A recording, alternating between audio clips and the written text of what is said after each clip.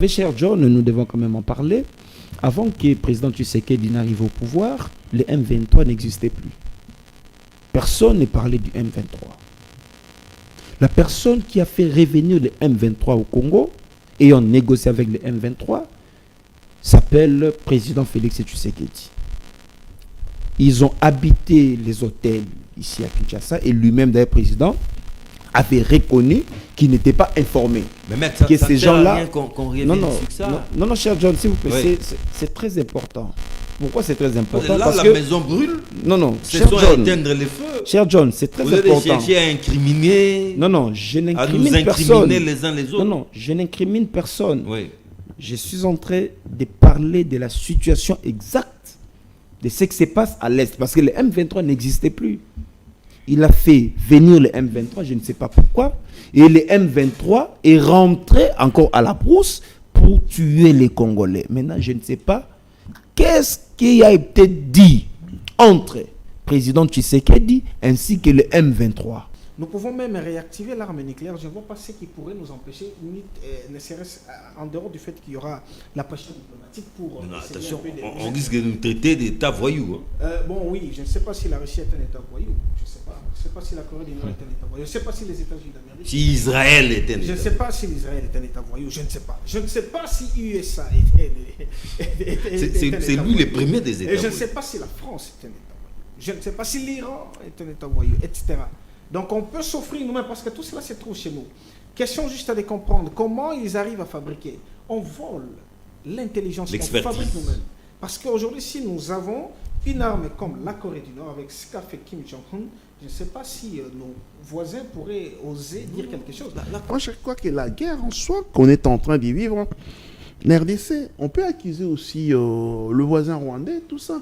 Mais Accuser l'Occident. C'est beaucoup. Moi, je me souviens un peu le nouveau, celui qui est en tête maintenant, le secrétaire général de l'ONU. Une fois, des passages à Goma, je crois, c'est 1 ou 2 ans Monsieur comme Guterres. ça. On lui a posé la question. On dit que pourquoi cette guerre n'en finisse pas? Il a répondu en disant que parce que l'autre, ils ont des armes lourdes. Ils ont obtenu comment? Parce que lui, il doit être impartial. Déjà, il prend une part. Donc, ceci veut dire qu'on n'est pas seul. Il dit que oui, cette guerre, ça ne sert à rien de la faire. Il faut négocier. Déjà, ils ont déjà un parti pris à l'avance. Ça, c'est humanitaire, délétère, à l'est de la République démocratique du Congo, l'est encore et encore. Messieurs et dames, Ma qu'est-ce caméra, qui se c'est passe? Nous allons tenter de donner des pistes, des solutions à cette situation qui n'a fait que trop durer. Ça sera vraiment un échange, un débat constructif, non partisan. Je suis dans l'obligation de vous rappeler que nous vivons derrière Kinshasa. Kinshasa, c'est cette belle capitale de la République démocratique du Congo. Bienvenue à tous et à toutes dans cette nouvelle édition de votre magazine Débat 24. Très bien entouré comme toujours. Je suis honoré de la présence de M. Olivier Sambal. Il est coordonnateur du cercle axiologique. C'est donc un philosophe. À ses côtés, honoré de la présence de M. Aimé Lambala. C'est un monétariste et expert en notes finances. La situation sécuritaire à l'Est est vue par un financier très intéressant. Et en face, très honoré de retrouver Arnold Bombolo, maître Arnold Bombolo, parce que c'est un avocat. Il est le directeur des cabinets adjoints de M. Jean-Marc Kabound. Jean-Marc Kabound est le président national du parti Alliance pour le changement. Encore une fois, bienvenue à tous et à toutes. Alors, je prends carrément les philosophes Olivier Sambal. Ça fait aussi débat. Hein. Quelques mois après, bientôt une année, non, pas encore une année, les gouvernements souminois. On dit déjà... ça s'est essoufflé, ça commence à montrer ses limites. Faut-il remanier? Quand je parle de remaniement, faut-il commencer par la tête? C'est-à-dire que Mme Soumino rend l'État lié, on change le gouvernement, ou faut-il tout simplement une sorte de remaniement technique, quelques réaménagements au sein du gouvernement en gardant Mme Soumino? Y a-t-il l'opportunité? Merci de l'invitation. Merci pour votre question. Remaniement du gouvernement, c'est une question que vous posez lorsqu'on analyse la situation sociale du pays, la situation sur plusieurs plans. on se rend compte qu'il faudrait vraiment penser à un remaniement. Ah, il y a opportunité. Du gouvernement. Il y a vraiment opportunité dans ce sens que la finalité de l'agir politique, c'est d'offrir à la population la meilleure des vies possible. Et lorsqu'on accède à la gestion de la chose publique, il faut à tout prix travailler pour que la population vive comme il convient que l'homme vive dans une société. Et c'est ce qui répond aux exigences de la philosophie politique et c'est ce qui renferme en fait les principes fondamentaux de la téléologie de l'agir politique, la finalité donc.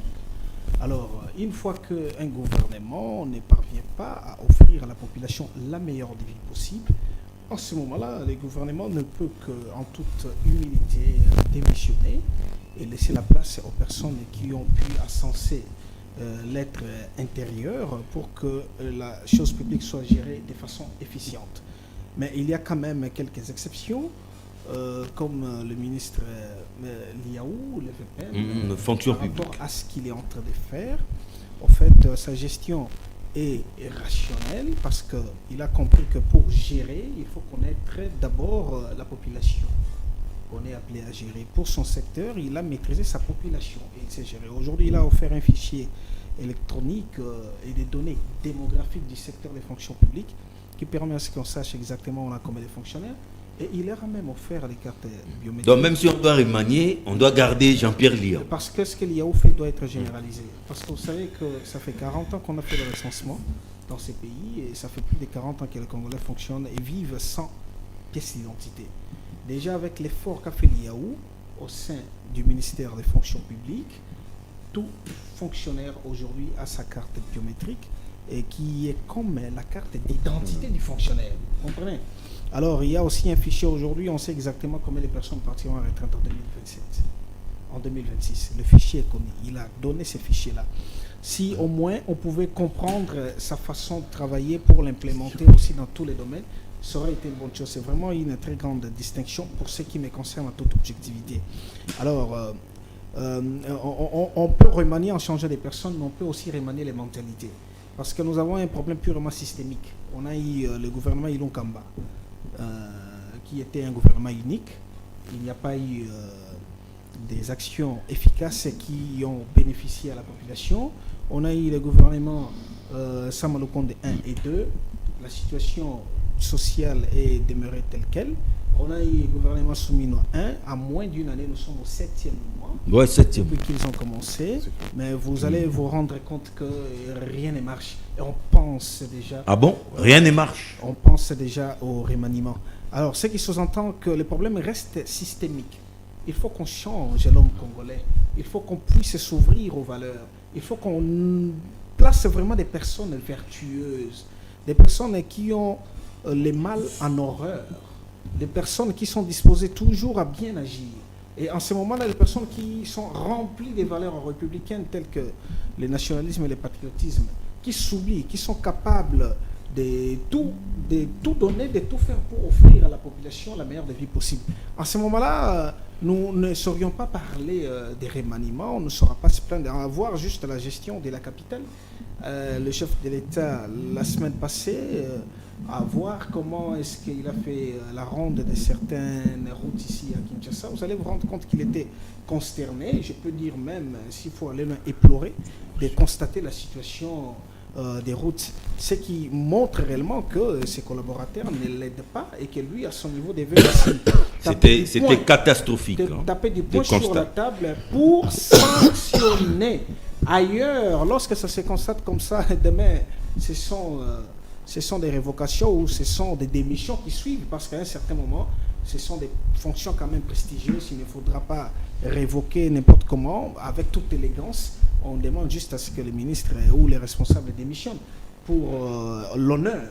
Mais laisser donc encore pour les choses vous, on doit changer toute l'équipe, en commençant par les chefs du gouvernement. J'ai parlé des remaniements en termes d'individus et des remaniements en termes de mentalité et pensée. Quand je dis que le problème est systémique, avec succession des gouvernements, mais les problèmes restent tels quels. Vous avez suivi les députés Michiki peindre les tableaux de ce qui se passe au ministère des ITP avec ce que Sikomine donne comme fonds au gouvernement pour renforcer le secteur des infrastructures, plus de 300 millions de dollars là. Mais quand on voit nos infrastructures sont dans quel état? La situation, l'état actuel de nos infrastructures, C'est vous allez vous rendre compte que le problème est systémique parce que ce n'est pas aujourd'hui, ce n'est pas hier, ce n'est pas avant-hier. Donc, ce qu'il faudrait comprendre que les remaniements serait aussi en termes de pensée, que nous ayons des personnes qui sont propres mentalement, qui sont vertueuses. En ce moment-là, nous allons vraiment donner à la population la meilleure des vies possible. Arnold Bombolo, remanier c'est vrai, mais est-ce que nous n'allons pas tomber dans ces pièges qui se résument par cet adage: déshabiller Saint-Pierre pour habiller Saint-Paul? C'est-à-dire on remanie, mais au finish on réalise qu'on reprend les mêmes et on recommence. Avec les mêmes problèmes, les mêmes résultats. Merci. Y a-t-il d'abord opportunité pour qu'on remanie? Merci beaucoup, cher John, d'abord pour votre invitation. Je profite de l'occasion de saluer les co-débatteurs avec qui nous partageons ces plateaux. Je salue également la population de mon territoire de Ingende dans la province de l'Équateur. Puis partant de votre question, s'il y a opportunité de changer le gouvernement ou pas. 7 mois après. Moi, je réfléchis autrement. On peut changer 1000 fois les gouvernements. Tant que ce sont les mêmes acteurs politiques, le problème va toujours demeurer. Au lieu de changer ou de remanier à tout moment les gouvernements pour ne donner aucune solution à la population partant de leur gestion calamiteuse, moi plutôt je suis en train de penser comment réfléchir, changer plutôt les systèmes politiques de notre pays. D'où les changements de la Constitution. Non, pas je dis bien les changements du système politique. Mais ce système peut passer par les changements de la Constitution. Non, pas forcément. Pas forcément. Pourquoi je ne le dis pas forcément? Parce que nous vivons dans une classe politique existentielle pendant plus de 30 ans. Or, cette classe politique a lamentablement échoué avec tous les régimes qui viennent de succéder, c'est-à-dire la magistrature suprême. Le régime Mobutu a échoué avec les mêmes acteurs politiques. Le régime Kabila a échoué avec le même acteur politique. Et tous ces Mobutistes sont aujourd'hui avec Tshisekedi. C'est ce que je suis en train de dire. Le régime Tshisekediste a échoué parce que il n'y a que de mêmes personnes, de mêmes figures qui reviennent à chaque gouvernement et ils ne viennent pas pour donner la solution aux problèmes réels. Les éternels ministres. Ils viennent plutôt pour se servir. Vous allez voir quelqu'un nommé ministre, son directeur de cabinet, c'est son beau-fils. Au Parlement, il a laissé son enfant comme étant député parce qu'il lui-même a obtenu un mandat nominatif. Et ainsi de suite. Donc vous allez voir que nous sommes en train de naviguer à vie faute d'une classe politique sérieuse et consciente. Alors, si aujourd'hui le gouvernement Soumounia a lamentablement échoué, c'est parce que les acteurs politiques que Madame Soumounia contient dans son gouvernement, ce ne sont pas des gens qui ont une bonne vision politique, ils n'ont pas une bonne vision politique, ni moins une vision claire en ce qui concerne la gestion de notre pays pour donner la satisfaction à la population. Alors voilà pourquoi vous voyez que à chaque régime, le régime ne fait qu'échouer. Pourquoi? Parce que ce ne sont que les mêmes personnes qui reviennent à tout moment. Voilà pourquoi moi je l'ai dit, s'il faut changer les gouvernements, ça ne sera que les mêmes personnes qui vont revenir encore dans le gouvernement. C'est pas résoudre les vrais problèmes. Non, ça, ce n'est pas résoudre les vrais problèmes. Le vrai problème, pour les résoudre, il faut résoudre l'ensemble des problèmes. L'ensemble des problèmes, c'est que c'est le régime où il faut changer. Ah, donc c'est le régime qu'il faut changer. Parce que si, je donne un exemple, si au jour d'aujourd'hui, Félix Tshisekedi était venu au pouvoir avec une autre classe politique, les changements seraient venus au pays. Pourquoi? Parce qu'il est venu au pouvoir avec d'autres personnalités qui ont une autre vision de la gestion de la République. Contrairement à ce que nous voyons aujourd'hui, Félix Tshisekedi nous a fait assister à à un revirement politique que j'ai toujours considéré malheureux. Pourquoi? Parce que tous ces gens que Tshisekedi hier a combattus, c'est avec ces gens-là qui travaillent. Ce sont aujourd'hui ses alliés. Voilà, ce sont ses alliés d'aujourd'hui. Donc, si son régime a échoué, c'est tout simplement parce qu'il n'a pas su capitaliser à former une classe politique. Alors voilà pourquoi nous, Alliance pour le changement, d'ailleurs les noms du parti l'indiquent, que nous sommes Alliance pour un changement de notre pays.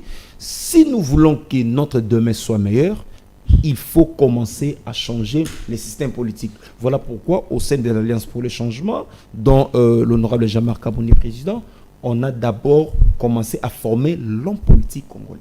C'est-à-dire, s'il faut changer les systèmes, il faut former d'abord l'homme politique. Et cet homme politique-là, comment le changer? Il faut l'encadrer dans un environnement politique propice. Cet environnement politique propice, c'est le parti politique ayant une vision claire et nette pour le pays. Donc, étant donné que l'Alliance pour le changement a une vision claire et nette pour ce pays, donc si demain Alliance pour le changement est au pouvoir, vous n'allez pas voir le revirement malheureux des acteurs politiques ayant échoué pendant plusieurs années avec nous, parce que là, c'est pas encore le moment de la campagne. Non, ça ce n'est pas la campagne, ça dit. Gardez ces discours. Non, je suis en train de parler de mon parti politique, qui a une autre vision, qui a une autre façon de voir les choses. Merci. Voilà pourquoi, si aujourd'hui on remanie le gouvernement soumis à 2, 3, soit on changeait même la tête de la primature, étant donné que les mêmes personnes vont revenir encore au gouvernement, soit à la primature, donc les changements ne viendront pas. Pour que les changements arrivent, il faut changer plutôt l'homme politique congolais. Merci beaucoup. Et non les individus, l'homme politique congolais, et non les gouvernements soumis. Rien ne va changer. La lecture d'un monétariste financier, Melambala, y a-t-il d'abord opportunité? 7 mois, bon, oui, c'est à la fois peu, et certains diront aussi c'est beaucoup pour un gouvernement, mais pensez-vous qu'il y a d'abord lieu qu'on procède à un remaniement de cette équipe? Oui, bonjour, je salue le co-débatteur ainsi que tous ceux qui vont nous suivre. Je crois qu'il y a plusieurs volets dans cette histoire-là. Donc, en gouvernement, je ne sais pas, ils ont combien de mois? 7 mois. 7 mois, donc ça fait 2 trimestres. Donc, c'est un peu trop tôt pour dire que... Ah, c'est très tôt, hein? C'est précoce. Moi, je crois qu'il ne faut pas... Il peut y avoir un rééquilibrage dans l'ensemble pour ces gouvernements. Donc, un remaniement technique. Voilà, pour l'instant, je crois qu'il faut tout le monde mettre dans le même sac. Je reviens à mon co-débatteur qui a parlé un peu. Olivier Samba. Je vais essayer un peu de prendre un des ministres. Vous savez, un peu dirigeant un pays, il faut prévoir. Quand on ne prévoit pas, on risque de rester dans le sensationnel et du populisme. C'est ce que j'ai remarqué aussi. J'entends, parce que moi je parle du point de vue économique, donc un ministre qui se lève le matin, il prend une décision sans pour autant consulter l'ensemble du gouvernement. Je suis fier d'entendre mon co-débatteur parler de la fonction publique. Très bien, je suis très content de tout ce qui s'est passé. Moi, j'ai épinglé quelque chose qui m'a un peu attristé en disant que... Bon, à la fonction publique. Voilà. Vous voyez un peu en RDC, la fonction publique travaille à 40% ou 30%. Les fonctionnaires congolais, ils travaillent déjà 30%. Donc, c'est-à-dire qu'ils sont en retard, des choses comme ça, ils n'arrivent pas à être à l'air. Donc, la fonction publique travaille à 30%. Du jour au lendemain, monsieur le ministre se permet, je ne l'attaque pas, hein. Donc je dis ce qui est juste, du jour au lendemain, monsieur le ministre se permet, il dit que, ok, on passe à la semaine anglaise. Ok, 5 jours, rester à la maison, tout ça, économiquement. Non, mais on a réajusté Attends, monsieur. Les heures du travail. Non, on a réajusté. Ouais. Mais déjà, quand on était à 6, on était incapable d'être à l'air ou faire quelque chose. Mais quand on dit on réajuste, on rajoute les heures par-ci, par-là, vous croyez que ça change quoi?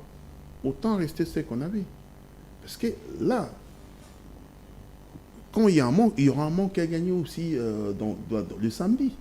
Ces samedis-là, ils travaillent à midi, donc je ne sais pas à quelle heure. Non, les samedis, ils ne travaillent pas. Ils ne travaillent pas. C'est la semaine anglaise. Ce qui veut dire qu'on travaillait déjà 30%. La fonction publique, si on réajuste, donc ça devient 32, 33. Donc, c'est-à-dire que ça n'a rien changé. économiquement, on a perdu beaucoup de choses.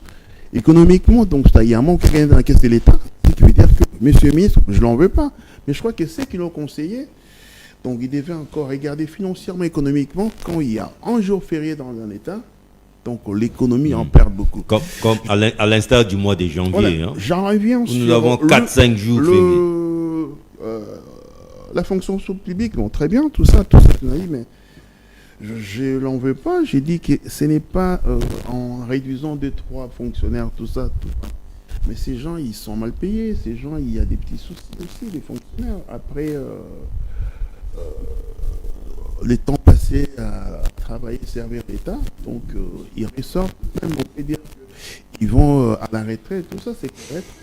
Les retraites en question n'est pas superposée à l'inflation. On te paye, j'ai entendu ici pas quel montant, là, on paye ces fonctionnaires. Donc économiquement, la retraite ne suit pas. Donc, ce qui veut dire que je n'en veux pas. Je dis, monsieur le ministre, des fois, quand on fait des choses, il faut voir aussi est-ce que c'est bénéfique pour l'ensemble du territoire. Alors, je reviens à notre ami maître. Bon, je ne fais pas le règlement des comptes, hein, on est en train de débattre. Alors, maître, je voulais dire, si vous avez dit que le président devait amener autre chose. Donc, oui, je croyais un peu que c'est la même classe politique. Parce qu'on peut prendre 2-3 qui passent, même si on changeait, ceux qui sont au Parlement... Déshabiller Saint-Pierre pour habiller Saint-Paul. C'est entre eux. C'est-à-dire que je ne sais pas qui il faut prendre. Moi, je crois que la meilleure des choses, comme mon co-débatteur dit, il faut changer l'homme congolais à beaucoup de choses. Parce que c'est le même gens qui viendront là-bas. On entre pauvres au gouvernement congolais, on ressort riche. Mais qui contrôle sa personne? Donc, et pourtant, on déclare les patrimoines à l'entrée. Attends. Hein?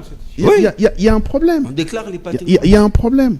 À la fin, au début et à la fin. Quelqu'un qui déclare d'abord. Quelqu'un qui non, mais c'est une obligation John, constitutionnelle. Non, c'est prévu, mais est-ce qu'il déclare? Quelqu'un qui déclare ses deniers, tout ça, ses avoirs. Aujourd'hui, j'ai dit une seule voiture, une maison, je déclare.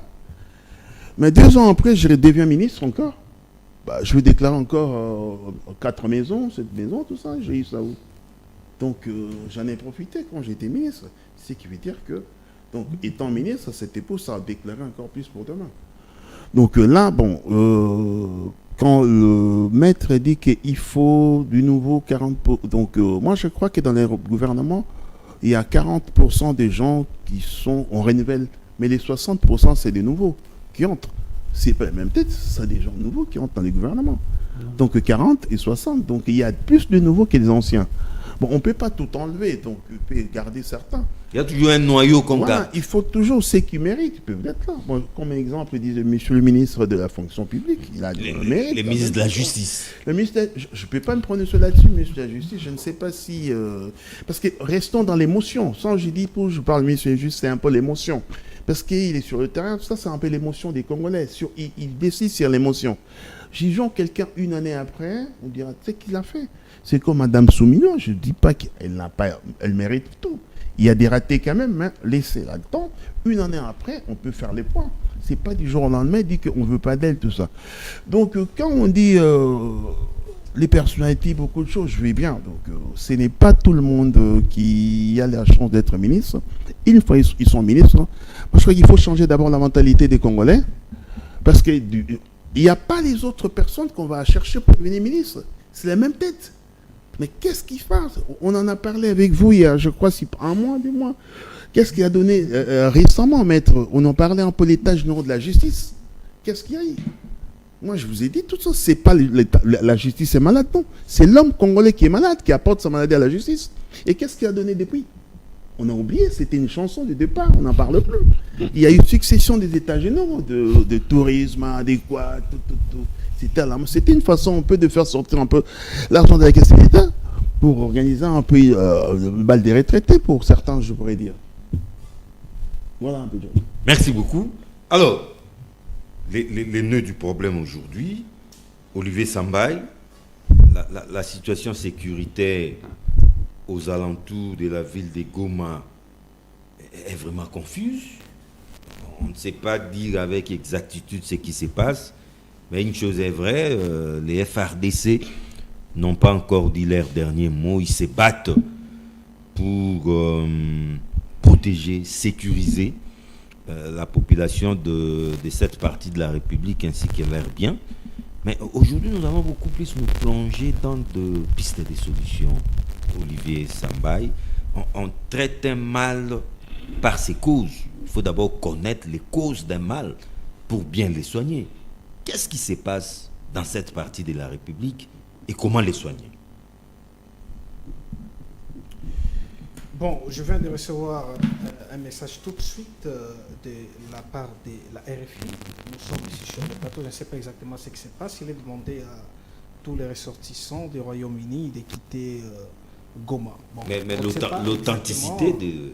Oh, bon, c'est la RFI. Non, mais il faut... C'est exactement RFI. Nous RFI. sommes dans un plateau de télé. C'est RFI. Me permettre de passer un message erroné. Okay. Alors, je ne sais pas exactement ce qui se passe, mais nous sommes au courant de la situation à l'est du pays. Vous savez, l'expression de ministre Moutamba que j'aime beaucoup, c'est la thérapie des chocs. On ne fait pas les omelettes sans casser les œufs. À un certain moment, j'avais suivi le ministre Mouya dire que la guerre coûte cher. Oui, et beaucoup le disent. Mais vous savez, quand on dit que toute guerre coûte cher. Exactement. Qu'est-ce que cela signifie? Cela veut dire que les dommages collatéraux qui viennent juste après la guerre, c'est ce qui coûte cher. Il faut reconstruire. Exactement. Mais préparer la dissuasion, là, c'est une responsabilité du gouvernement. Qui aime la paix? Exactement. Qui veut la paix? Oui. Pas la guerre. Vous allez comprendre combien le Kim Jong-un, président de la Corée du Nord, a financé pour obtenir l'arme nucléaire. C'est beaucoup d'argent. Enfin, ils sont investis pour s'offrir la dissuasion. Personne ne peut se permettre d'attaquer la Corée du Nord. Non. Aujourd'hui, non. Pourtant, c'est un État. Il faut réfléchir sa langue cette fois. Il faut tourner sa langue cette fois. Vous avez la Russie qui s'est offert aussi la dissuasion. Depuis longtemps. C'est la raison pour laquelle, vous voyez, l'OTAN n'ouvre pas vraiment toutes les hostilités. Ils y vont à demi-mot avec beaucoup plus. Quand on marche sur les œufs. Parfois, on va ou on n'y va pas, on rentre. Ils sont vraiment un peu très prudents. Parce qu'ils savent exactement ce que Poutine détient. C'est de la dissuasion. Il s'est offert la dissuasion. Il faut se faire respecter. Il faut se faire respecter avec son armée. La situation actuelle, il faut juste doter notre armée de la dissuasion. Quand vous dites dissuasion, il nous faut une arme nucléaire? Non. Il nous faut une industrie militaire. Il nous faut une réorganisation de l'armée. Mais pas jusqu'à une arme nucléaire. On ne peut pas s'interdire aussi l'arme nucléaire. Parce Pourquoi? que les États qui en ont, qui sont-ils? Et puis la matière première vient d'ici. Surtout que la matière première, c'est chez nous, l'uranium. Ouais. Nous avons l'uranium parmi les minéraux sous les sols congolais. Ouais. Alors, nous avons même un centre nucléaire basé à l'université de Kinshasa, abandonné depuis plusieurs années. Nous avons la possibilité aujourd'hui, c'est la vision que moi j'ai. Je suis d'ailleurs en train de travailler avec ma structure. Nous sommes en train de vouloir mettre en Cercle place... axiologique. Cercle axiologique a pour visée de réaliser l'alliance entre la science et la politique, parce que je reste convaincu que tous les problèmes sociaux ne peuvent trouver des solutions que du point de vue scientifique. Parce que la science a pour finalité de transformer la société, de transformer la nature. Alors, il n'y a aucun problème réel qui ne puisse pas trouver la solution scientifiquement, à moins que ce soit la mort, car ça reste un mystère. Alors, vous avez l'alliance entre la science et la politique permettra ce que nous ayons une sorte de la NASA à la congolaise. Un centre qui produit des résultats de recherche scientifique. Par exemple, dans un domaine de la stratégie de la défense, on peut s'offrir une industrie d'armement qui fabrique des armes et des bombes pour donner l'armement ou offrir la dissuasion à notre armée. Nous pouvons même réactiver l'arme nucléaire. Je ne vois pas ce qui pourrait nous empêcher, ne serait-ce en dehors du fait qu'il y aura la pression diplomatique pour... Non, attention, on risque de nous traiter d'État voyou. Bon, oui, je ne sais pas si la Russie est un État voyou. Je ne sais pas. Je ne sais pas si la Corée du Nord est un État voyou. Je ne sais pas si les États-Unis d'Amérique... Si Israël est un État. Je ne sais pas si l'Israël est un État voyou. Je ne sais pas. Je ne sais pas si USA C'est lui le premier des États voyous. Et je ne voyous. sais pas si la France est un État voyou. Je ne sais pas si l'Iran est un État voyou, etc. Donc on peut s'offrir nous-mêmes, parce que tout cela se trouve chez nous. Question juste à les comprendre. Comment ils arrivent à fabriquer? On vole l'intelligence, on fabrique nous-mêmes. Parce qu'aujourd'hui, si nous avons une armée comme la Corée du Nord, avec ce qu'a fait Kim Jong-un, je ne sais pas si nos voisins pourraient oser dire quelque chose. Parce que si nous faisons un peu marche en arrière, il y a 40 ans passés, 4 décennies qui se sont écoulées, il n'y a aucun pays africain qui pouvait dire quoi que ce soit aux Zaïre. Voilà les Zaïre de Mobutu. L'armée, vous comprenez. Donc une très bonne organisation de l'armée fera en sorte que personne n'ose entrer comme il veut dans notre territoire pour s'aimer la terreur et la désolation. Aussi, en ce qui concerne l'armée, vous savez jusqu'aujourd'hui, nos militaires sont là. Ils sont des patriotes. En dépit des situations sociales, mais ils sont là, ils sont toujours prêts à donner ce qu'il faut. Des braves. Des braves soldats pour le pays. Regardez la situation, on a suivi hier. Il y avait encore affrontement à Massissi. On voit les FARDC avec des images que nous avons suivies à gauche et à droite qui démontrent noir sur blanc qu'ils sont déterminés à bouter l'ennemi dehors. Et vous avez aussi les patriotes Ouazalendo. Alors, moi, la piste de solution serait juste qu'il y ait d'abord éveil des consciences et soulèvement populaire, que nous prenions d'abord, que nous adoptions d'abord l'attitude de guerre, de haut en bas, de bas en haut. Que les gouvernants et les gouvernés puissent adopter l'attitude de guerre. Ça, c'est très important. Qu'est-ce que vous attendez par attitude de guerre? Qu'on se laisse pousser les barbes, les cheveux? Se laisser pousser les barbes. Attitude de guerre, premièrement, les médias. Est-ce que les médias comprennent vraiment la situation de l'Est? Quelle est la couverture médiatique? Nous voyons avec les situations en Russie et Ukraine, chaque jour, RFI, France 24, nous offrent les vidéos, les images de la situation de guerre. Quels sont ces médias congolais aujourd'hui qui nous fait la situation de la guerre à l'Est chaque jour? Ça c'est pas dévolu à la chaîne nationale? Avec l'image, oui. Bon, moi, je parle des médias. Ils n'y vont pas, c'est normal. Moi, je parle des médias. Quel est l'accompagnement des médias? Il n'y a pas de moyens en plus. Quels sont les plateaux qui sont organisés chaque jour à la chaîne nationale pour sensibiliser? Nous voyons France 24. Bendele Kouyaté. La chaîne nationale sensibilise. Avec la campagne Bendele Kouyaté. Je donne un exemple. Aujourd'hui, chaque jour depuis la situation de l'Ukraine du février 2023, que ça a commencé, bientôt 2 ans. Février 2023, bientôt 2 ans, que ça a commencé. Chaque jour, vous avez au moins un plateau où les experts... C'est aussi une guerre des médias. Exactement. Quels font les médias congolais?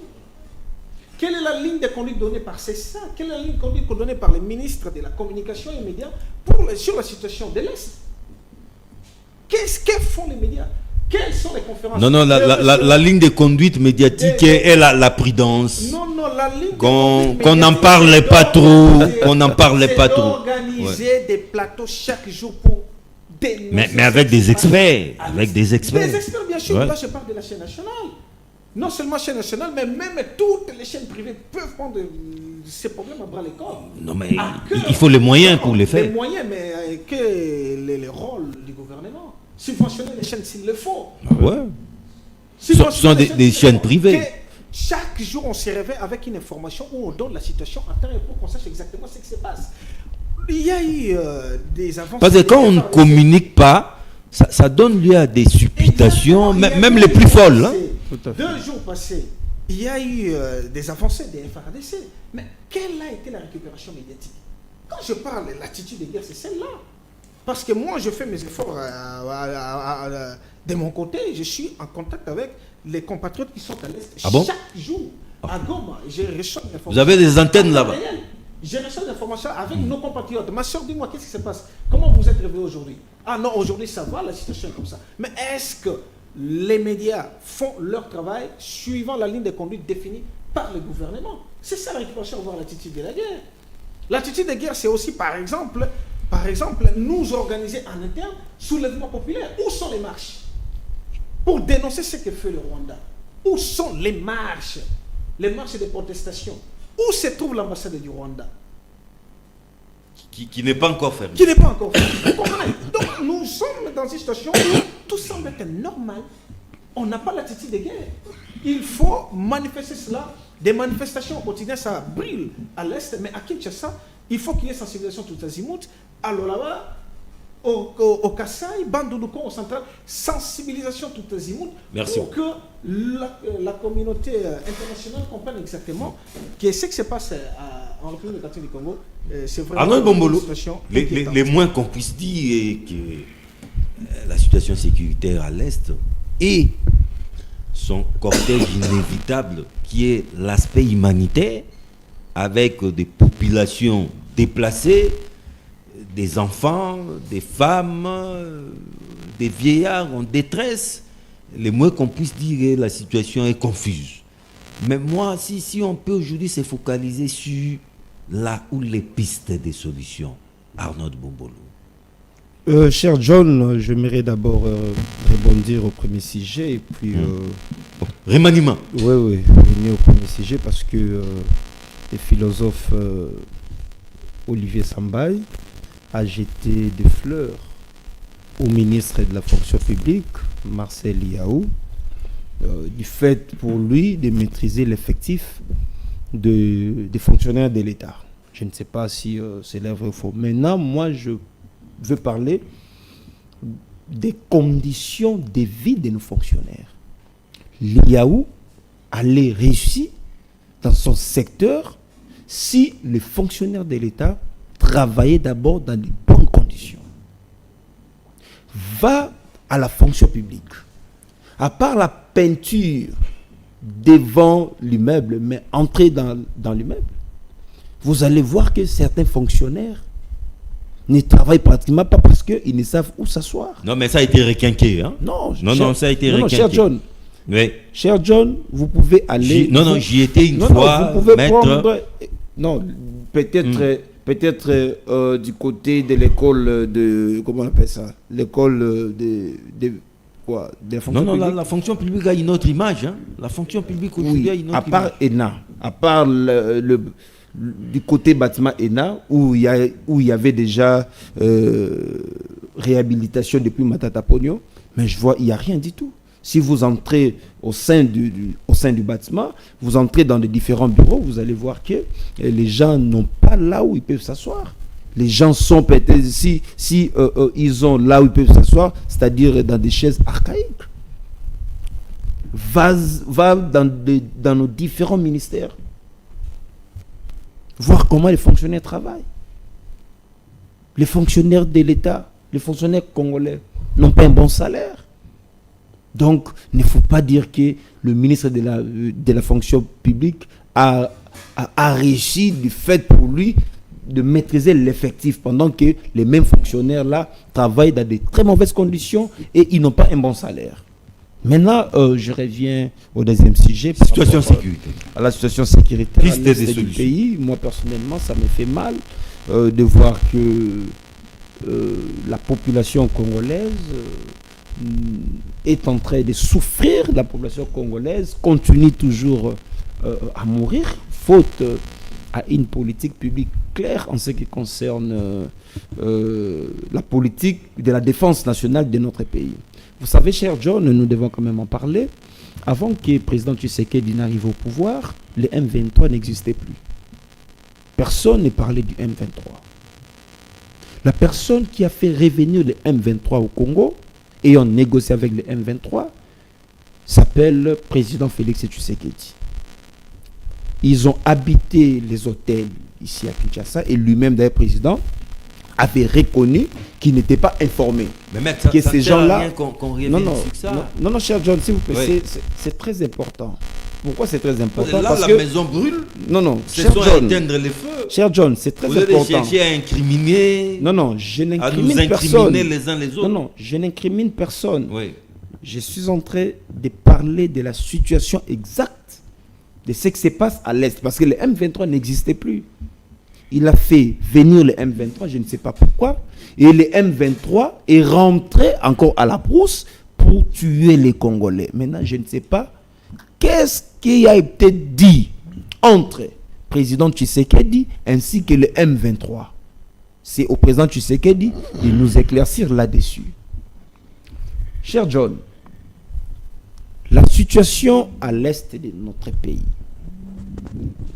c'est une situation tellement préoccupante.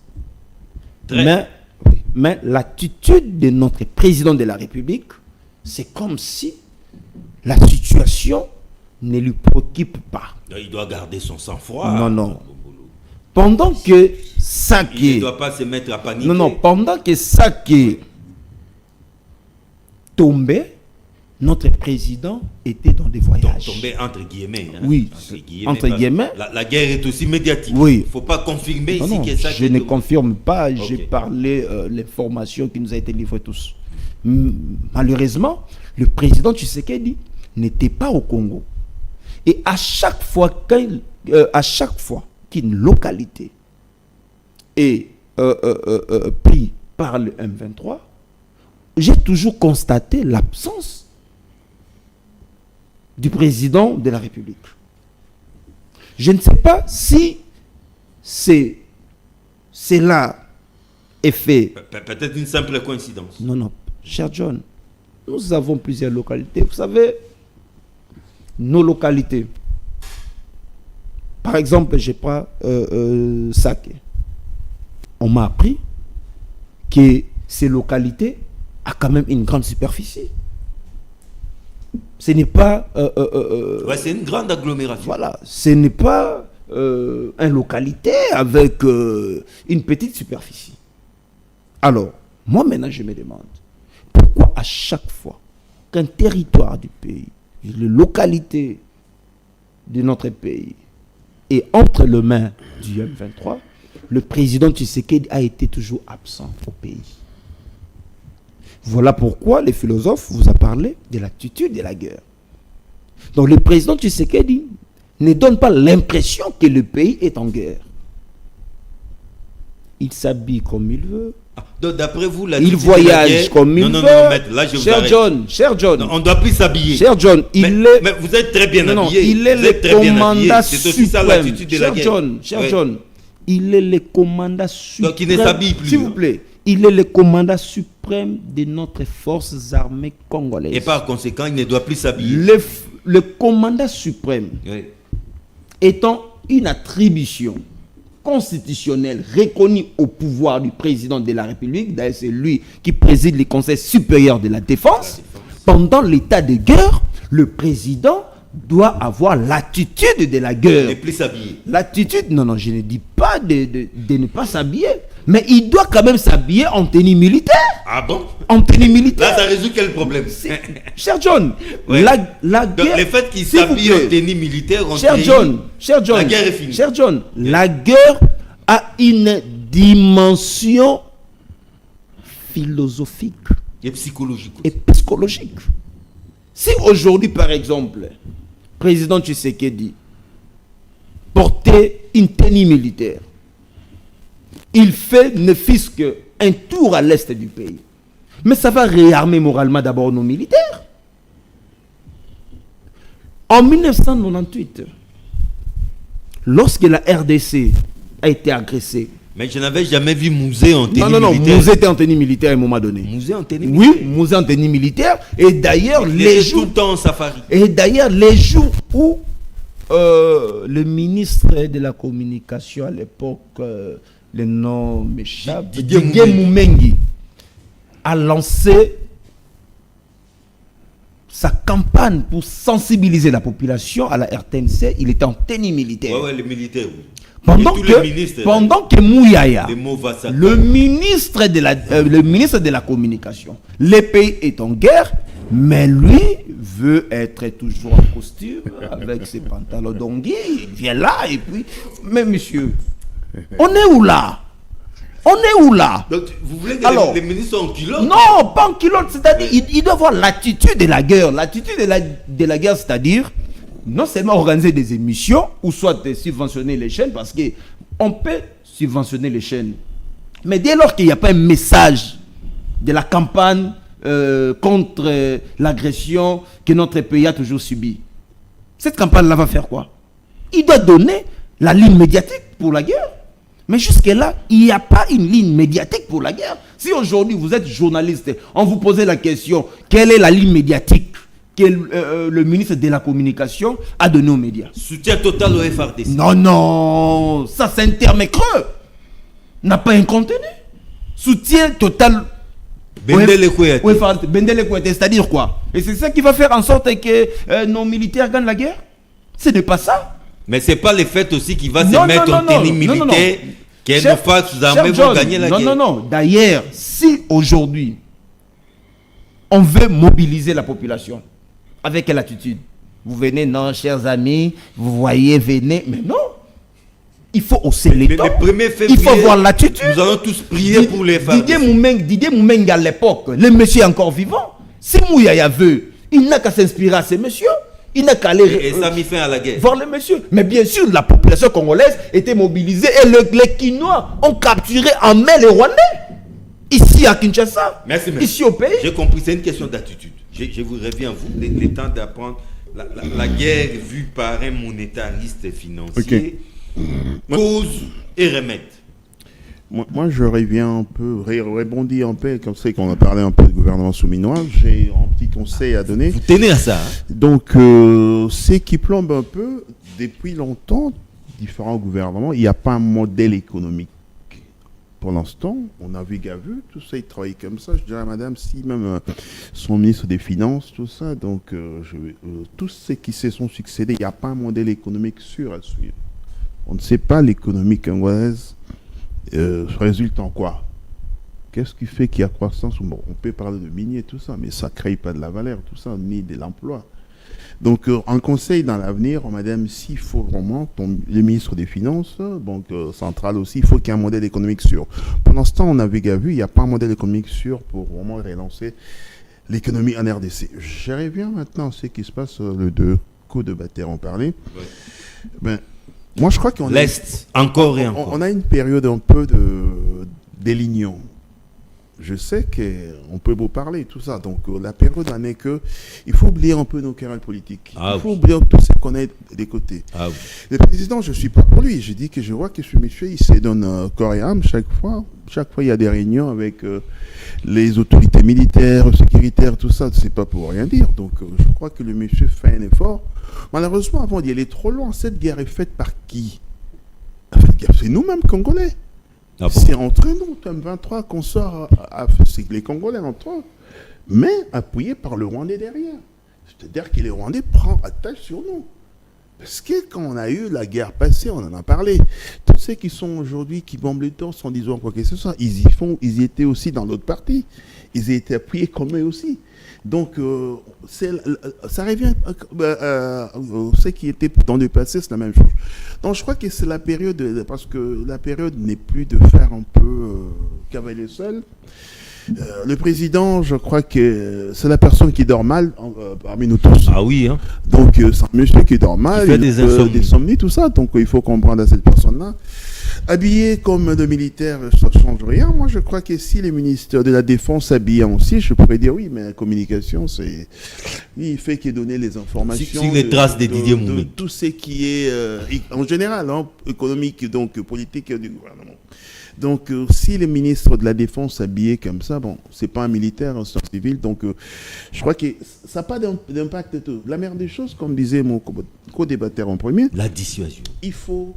D'abord, une guerre se prépare. Une guerre se prépare. Qui wisse pas. On a eu une guerre dans le passé, avec tous ceux qui sont au pouvoir aujourd'hui, ils ont quand même tué le même Congolais, avec l'appui des Ougandais et des Rwandais toujours. Ben, aujourd'hui, ils sont au gouvernement. Ils deviennent donner les leçons. C'est le même tête. Dans des pays qui se respectent, ces gens-là, ils ont une moralité à se reprocher. Ils devaient se taire. Mais ceux-là, ils se disent maintenant, oui, les Rwandais ont fait ça, oui, les Rwandais, vous étiez avec eux dans le passé, vous allez oublier maintenant. Et les autres, on a qui suivent tous. Donc demain, si on ne veut pas de vous, vous changez les casquettes, vous êtes aussi avec ceux-là qui vont venir. Donc l'homme congolais, d'abord, l'échec, c'est nous-mêmes Congolais qui poussent à ce qui est. Parce que si je n'ai pas une parcelle des pouvoirs demain, ben, je me rébelle contre mon pays. Donc ce qui est difficile, la période n'est plus là de quereller, tout ça. La période s'est concertée. Donc si on veut demain avoir des armes, tout ça, il faut préparer, il faut investir, il faut des ingénieurs, il faut l'argent. Il faut la recherche. Ce n'est pas du jour au lendemain, on a des armes. On parle un peu de toutes ces nations-là, tout ça puissantes. Ils ont investi, ils ont envoyé des gens à l'extérieur pour voler des technologies, pour amener autre chose, pour ramener chez nous.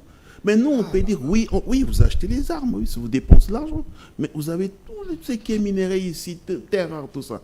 Bah alors, envoyons des gens à l'extérieur, qu'ils apprennent tout ça. Demain, on peut avoir des industries d'armement ici. Mais vous achetez, on dit oui, on dépense l'argent acheté à l'extérieur, tout ça, très bien. Mais qu'est-ce qu'il faut? Il nous faut d'abord investir localement, c'est-à-dire que des ingénieurs, tout ça, des gens là, mettons ensemble. L'investissement est d'abord humain. Voilà. Humain, ça, c'est très capital. L'investissement humain, c'est très important. Mais si vous ne faites pas, vous croyez toujours aux autres. Oui, tout ça. Moi, je crois que la guerre en soi, qu'on est en train d'y vivre, en RDC, on peut accuser aussi le voisin rwandais, tout ça. Accuser l'Occident. C'est beaucoup. Moi, je me souviens un peu le nouveau, celui qui est en tête maintenant, les secrétaires généraux de l'ONU. Une fois, des passages à Goma, je crois, c'est 1 ou 2 ans comme ça. On lui a posé la question. On dit que pourquoi cette guerre n'en finisse pas? Il a répondu en disant que parce que l'autre, ils ont des armes lourdes. Ils ont obtenu comment? Parce que lui, il doit être impartial. Déjà, il prend une part. Donc, ceci veut dire qu'on n'est pas seul. Il dit que oui, cette guerre, ça ne sert à rien de la faire. Il faut négocier. Déjà, ils ont déjà un parti pris à l'avance. Ça, c'est les secrétaires généraux de l'ONU. Oui. Donc, on est en train de faire une guerre pas seule. L'exemple aussi, un exemple simple. Il y a la Russie qui fait la guerre avec... Est-ce la preuve du complot international? Oui. Non, mais on nous a chanté ici la diplomatie agissante. Oui. Comment la diplomatie est vous savez, aujourd'hui, il y a une guerre. Continuent à soutenir encore il y a une guerre entre la Russie et l'Ukraine. Tout le monde dit oui, l'Ukraine bombe des torses parce qu'il y a les armes américaines, il y a beaucoup de choses. Il y a l'OTAN. Ils sont équipés, tout ça.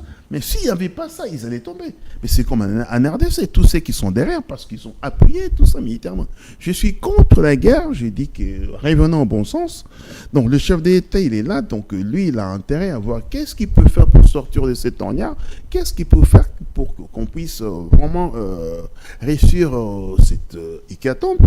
Surtout, pensons, on parle de la guerre, mais il y a des gens qui vivent, qui dorment dans la belle étoile, dans des caves, difficilement. Nous, on est en train de parler un peu, tout ça, mais c'est plus grave que ça. Donc, moi, je crois que la meilleure des choses, il faut oublier aussi le président, il peut s'habiller comme il veut, hein, donc ça ne dérange pas. Donc, la tenue ne veut pas dire que si le président peut être en bling-bling, si se mettent un peu en tenue militaire, on va dire que, on va pas dire qu'il y aura, on va prendre une localité. Non, nos voyants soldats, ils sont là. Moi, je crois que la meilleure des choses. Pourquoi ça ne marche pas? Et pourquoi il faut se dire pourquoi le même fils du pays se rebelle contre son pays? C'est ça qu'il faut dire. Qu'est-ce qu'il fait? Le mal est où? Tous ceux qui font la guerre, c'est les Congolais appuyés par les autres. J'en ai parlé aussi tout à l'heure, il y a ceux qui sont au pouvoir. Ils ont tué les mêmes Congolais. Tout à fait. Qu'est-ce qu'ils ont fait? Ils ont des mères avec les sangs. Mais ils sont donnés les leçons. Faites attention. Il y a ces, j'ai entendu même un ancien président du Parlement, monsieur, qui s'appelle, il est aujourd'hui, monsieur Mbosso. Il a dit, il y en a beaucoup qui sont ici, ils sont avec le rebelle. Donc ils ont de quitter les groupes armés. Mais il allait être interpellé dans un pays. Je reviens à vous pour la conclusion. Donc ce qui fait dire que, je crois que l'unisson est la meilleure des choses. Pour l'instant, je ne suis pas pour dire, le président, il a tout ça, il sait s'habiller comme il faut. Mais ce n'est pas le moment des règlements des comptes, c'est un moment aussi de l'unisson et faire assez que... Faisons bloc. Si on peut. Olivier Samba, en 120 secondes, nous allons atterrir en douceur. Bon, pour atterrir en douceur, je ne suis pas porte-parole du ministère de la fonction publique. Une analyse doit être très claire. J'ai pris un volet. Mais vous avez tout de même, vous l'avez encensé. Encensé parce qu'il y a un élément très positif. J'ai pris un seul élément. C'est bien. Et je le considère comme étant essentiel et très important qu'il faudrait que le gouvernement central récupère pour doter du pays des données démographiques. Aujourd'hui, au sein de l'armée, on ne sait pas qui est rwandais, qui est congolais, parce qu'on n'a pas de données démographiques. Un véritable bal des choses. On ne sait pas qui est congolais au Congo, qui ne l'est pas. Nous n'avons même pas de pièces d'identité. Je peux être avec un Camerounais qui se déclare. On obtient la nationalité congolaise par déclaration. Par déclaration. Je déclare que je suis congolais. Je peux venir, je m'investis 3 ans si je suis camerounais, j'ai une facilité de maîtriser les langues. Vous changez un peu de nom. Rapidement les Kikongo. Prenez les noms des Kadima. Je comprends la sociologie congolaise. Je m'attribue un nom congolais. Et vous vous mariez à une Congolaise. Vous mariez à une Congolaise. Même pas marié. Je me déclare congolais. J'obtiens même les passeports congolais. Par une simple déclaration. Simple déclaration. Et vous trouvez ça normal? Et lorsqu'il a fait, je crois seulement ces volets-là. Parce que s'il faut parler des fonctionnaires, vous voyez que l'amélioration des conditions... Donc vous commencez d'abord par vous octroyer une carte d'électeur. Vous vous rendez et compte. avec ça, Et vous là, avez d'ailleurs, facilement c'est un simple, passeport. Vous avez suivi la CENI pour dire qu'amenez-vous avec 3 témoins. 3 témoins, mais ce sont témoins. des amis avec qui tu vas... 5 voisins, 5 voisins. 5 voisins avec qui vous partagez les marchés au grand N'importe marché. quoi. Et puis tu leur donnes l'argent. Mon cher, aidez-moi à avoir la carte d'électeur. Ils ne vont pas refuser. Ah, on connaît Moussa. Moussa qui change de nom, qui devient Moussamba. Mansanga qui sur lequel est... Non, il était Moussa, il devient Moussamba. Et il a sa carte par simple déclaration. La situation n'est pas normale. Et il fallait, c'est pourquoi moi je suis avec mon ASBL en train de militer pour qu'on puisse repenser l'État. On doit repenser l'État, on doit reconstruire logiquement l'État. Nous avons la maîtrise de 2 345 000 km². Un des éléments essentiels d'un État, c'est le territoire, la population. On ne sait même pas on est combien. Et ça fait des décennies. Mobutu partant ne nous a pas laissé les données démographiques. Mouzé, 3 ans et demi, ne nous a pas laissé les données démographiques. Tu sais que Joseph Kabila, 18 ans, ne nous a pas laissé des données démographiques. Tu sais que 17e année, nous n'avons pas de données démographiques. Quand Kabila a voulu faire ça, il y a eu des émeutes. C'était les mauvais moments et les tensions avec... On peut et les bons moments. Et lorsqu'on vote les budgets, nous sommes en train de parler de la gratuité de la maternité. C'est pour combien de femmes? On ne sait même pas. Quand on parle de la gratuité de l'enseignement, au mois de septembre, nous aurons combien d'enfants dans le pays qui auront 6 ans pour commencer l'école primaire? On n'a même pas de données. Sur base de quoi on vote des budgets? C'est pourquoi ils n'ont même pas compris pourquoi ils sont toujours en dépassement budgétaire. Simplement parce que nous faisons des mauvaises statistiques. Nous naviguons à vue. Nous n'avons pas de données démographiques, comme il a dit.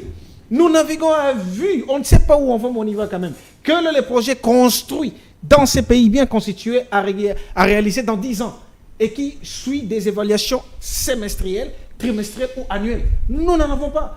Quel est le programme congolais national qui fonctionne aujourd'hui, qui puisse réunir tous les acteurs, toutes les forces vives, afin de réfléchir sur l'état du pays? Nous n'en avons pas. Moi, j'ai fait une proposition, mais voilà, comme d'habitude, j'ai fait beaucoup de notes techniques, j'écris depuis l'époque de Kabila, mais parce que nous sommes en guerre avec la science, nous sommes en guerre avec la philosophie, nous sommes en guerre avec les scientifiques, lettre morte. J'ai proposé à ce qu'on crée le Forum national des sciences. À l'occasion des 70 ans d'élection de l'université congolaise, depuis l'année passée, la lettre se trouve partout. À la présidence, primature et partout. C'est un projet de 440 pages qui définit exactement comment ça va se fonctionner. Parce que je pense qu'il n'y a que la science qui peut transformer les choses. On a horreur de la science dans ces pays. On a horreur de la science. La réalisation, il faut qu'il y ait l'alliance entre la rationalité et la moralité. C'est alors qu'on va s'ouvrir un Bombolo, conclusion. Cher John, merci Olivier Samba. Je pense que seule l'unité ne nous fera jamais gagner la guerre. J'ai dit bien, seule l'unité ne nous fera jamais gagner la nos guerre. querelles des clochers. Pour gagner la guerre, il faut former nos militaires, doter nos militaires des moyens conséquents pour faire la guerre et la gagner.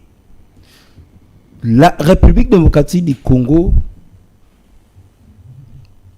est en train de subir une guerre purement économique, les enjeux transportée sur le sol congolais en complicité avec certaines personnalités congolaises et ainsi que le régime. Je m'explique.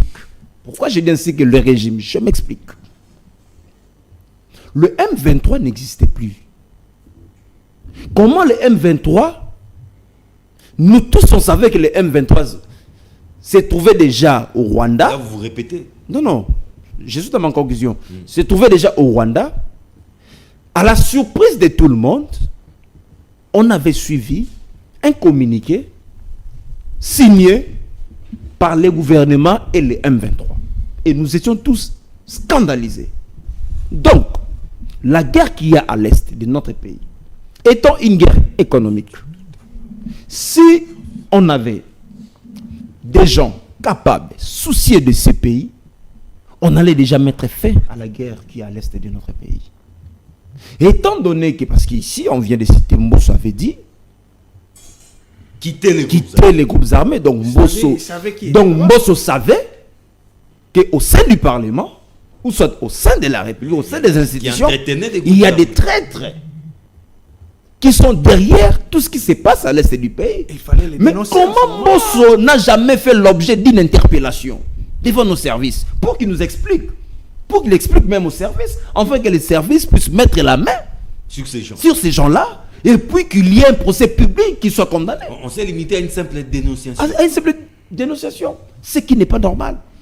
Ça s'apparente à un État. Il n'avait même pas dénoncé quand on dit quitter les groupes armés. Est-ce que non. vous avez dénoncé? Non. Dénoncer, c'est citer les noms de X, Y, Z, Voilà. A, B, C dans les groupes armés. Donc, Avec cette situation apparaît comme une complicité en interne. Voilà pourquoi, moi personnellement, nous plutôt, Alliance pour le changement, nous disons, demain au pouvoir, la première des choses, c'est d'abord changer l'homme attendre politique 2028. congolais. Non, pas. S'il vous plaît, John. Il faut plutôt changer l'homme politique congolais. Changer la mentalité de la gestion de la République. Et Et cela va faire en sorte que notre République soit vraiment considérée comme une République. Pour citer cher John, je donne seulement un exemple. En 1998, cher John, on a vu les musiciens autour du président de la République, ils ont chanté Tuyamouze. Ouais. Et cette chanson, c'est une chanson patriotique. Jusqu'à présent, on continue à chanter. Mais qu'est-ce qui fait en sorte que le ministre, notre ministre de la Culture et Art, ne puisse pas réunir les musiciens? Non, ça viendra. Non, cher John, mais dans l'entretemps, vous nous demandez maintenant de soutenir. Soutien total. Non, Soutien mais, tous azimuts. mais comment on peut soutenir avec des ratés comme ça? Et Melambala. Moi, je crois, je suis toujours à l'opposition minime avec mes co-débatteurs. Je disais ceci, donc chanter, danser pour une cause. S'habiller en tenue Je militaire. crois que ça rapporte pas grand-chose. Je vois dans des C'est pays, cosmétique, des grands tout ça. pays comme la Russie, le président s'habille toujours très bien, comme le président Oui, Tshisekedi. tirer à quatre épingles. Malgré ça, Zelensky ne veut pas s'habiller, il fait son show avec ce qu'il veut apporter. Ouais, c'est son pays qui est agressé. Là, c'est lui. Donc, le Palestinien a été agressé, tout ça. Donc, ça, c'est des choses un peu politiques, économico-politiques à la fois. Donc, moi, je crois que sans faux débat en disant toujours que oui, habillement, machin, tout. Le problème, C'est c'est du nous, cosmétique. Congolais. C'est-à-dire que qui fait qu'on puisse arriver là? Quand on dit le 23, tu as dit ça disparaît. Une insurrection peut survenir du jour au lendemain. Personne ne prévoit ça. Que demain, il peut y avoir une guerre ou quoi. On est dans un état, les autres peuvent se soulever en disant que je trouve pour ma part, bon, je pars ailleurs, parce qu'il y a une porte de sortie. Pourquoi dans les passés, il n'y avait pas ce genre de... Tout le monde ne faisait pas la politique. Aujourd'hui, donc, comme on dit en RDC, tout le monde peut avoir chancelier au Pamba, comme on dit, tout le monde est devenu ministre, politicien, tout. Dans les temps, c'était un peu une classe réservée. Je dis, c'était pas tout le monde qui peut se permettre de faire ça et ça. Et les gens se disaient que moi, pour moi, tout ça, qu'est-ce qui a fait ça économiquement? Parce qu'il n'y a pas de boulot, il n'y a pas un modèle économique, les gens ne s'en sortent pas. Ça ne date pas aujourd'hui, ça date de longtemps. Tout ça, ce n'est pas 5 ans, 10 ans. C'est quelque chose qui date longtemps. Donc, on n'a pas prévu pour les autres. Vous en parlez aussi, gratuité, machin, tout ça. Mais s'il y a gratuité, oui, il y a gratuité. Mais qu'est-ce qui fait que cette gratuité-là existe? Oui, il y a gratuité aujourd'hui. C'est des gens qui vont aller finir les études. Vous savez, dans chaque année, combien de jeunes terminent les études? Ils ne trouvent pas d'emploi. Donc, c'est ceux-là aussi, ils vont renflouer aussi le taux d'emploi, donc chômage à l'emploi. Donc, ce qui veut dire que il nous faut un modèle à suivre. Il nous faut vraiment une bonne économie de benchmark, c'est-à-dire que copier ce qui a marché chez les autres, chez nous. Mais j'ai remarqué surtout si une fois on est devenu ministre, on occupe une fonction supérieure comme ça, ben, on n'a pas besoin des conseils. Hein. C'est-à-dire qu'on se croit tout connaître, tout ça. On passe les longs de la rue, tout ça. Regarde, il n'y a même pas le respect entre nous. Parce que si on a un gyrophare, tout ça, vous boutez tous ceux qui sont là, oui, moi je vais passer tout ça. Mais 6 mois après, est-ce que ce monsieur, s'il passe normalement, qui va l'agresser? Mais il faut me laisser le passage parce que je suis privilégié. Donc, c'est des choses aussi à éviter dans l'avenir. Donc, je crois pour demain, réussir cette histoire aussi, on est de la guerre, il faut restons dans l'unisson, soutenons ceux qui sont au front et soutenons aussi les familles qui sont vraiment oubliées. Moi, je dirais oubliées quand même. Donc, ils vivent un peu à même les sols, beaucoup de choses qui ne vont pas. Moi, je crois que ça, ce n'est plus le moment de faire un peu un parti qui veut tirer son couverture pour lui, tout ça. Tout. Moi, je crois que le moment viendra, on va faire la politique. Pour l'instant, restons un peu unis pour que que nous Merci. retrouvions un peu l'unité nationale. Merci à tous mes éminents invités. Vous l'avez remarqué, un échange constructif, un débat citoyen républicain, parce que la question est en soi-même très sensible. Mobilisation générale, soutien tous azimuts aux forces armées de la République démocratique du Congo, la patrie ou la mort, nous vaincrons.